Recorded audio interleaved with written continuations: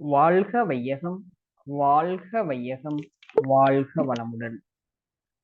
நாள் ஜனவரி 31. வேதாத்ரி மகரிஷி அவர்களே, நாள் ஒரு நற்சிந்தனை. தலைப்பு அளவு முறை. உணவு சுவையாக உள்ளது என்று மேலே மேலே சாப்பிட்டுக் கொண்டே போனால் இன்றைக்கு வயிற்று வலி, நாளைக்கு வயிற்றுப்போக்கு என்றாகும். டாக்டரிடம் போனால் நோய்க்கு மருந்து கொடுப்பார். குணமான மறுகணமே மீண்டும் அளவுக்கு அதிகமான உணவை நாடி போனால் வாழ்நாள் முழுவதும் வயிற்றுப்போக்கு என்ற நிலை ஏற்பட்டால் வாழ்க்கை என்ன ஆகும்? வேறு எந்த காரியத்தையும் நீங்கள் கவனிக்க முடியும்? சாப்பிடுவதை ஒரு உதாரணத்திற்காக சொன்னேன். அதுபோல் எந்த காரியத்தை எடுத்துக்கொண்டாலும் அளவுக்கு அதிகமாக ஈடுபட்டால் உடல் வலுவிழந்து போகிறது. உடல் கெட்டால் மனம் கெட்டால் வாழ்வும் சீரழிகிறது. நாம் கெடுகிறோம்.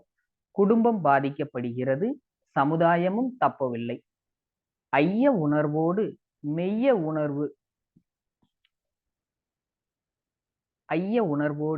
மெய் உணர்வு இணைந்து வரும்போது உங்களுக்கு என்ன திடம் வருகிறதென்றால் உறவிலே ஒரு தெளிவு, அதாவது டிட்டாச்மெண்ட் இன் அட்டாச்மெண்ட் வருகிறது. இதுதான் உறவிலே துறவு நிலை. இது அல்லாது துறவு நிலை என்று தனியாக ஒன்று இருக்கவே முடியாது.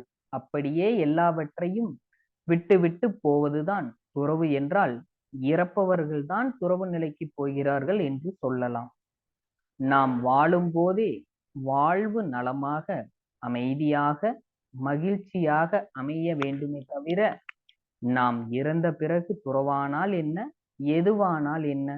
அவ்வாறு வாழும் பொழுதே வாழ்வு திருப்தியாக மேன்மையாக இருக்க வேண்டும் என்றால் ஒவ்வொரு அனுபவத்திலே எல்லை கட்டி கொள்ள வேண்டும், அளவு இட்டு கொள்ள வேண்டும்.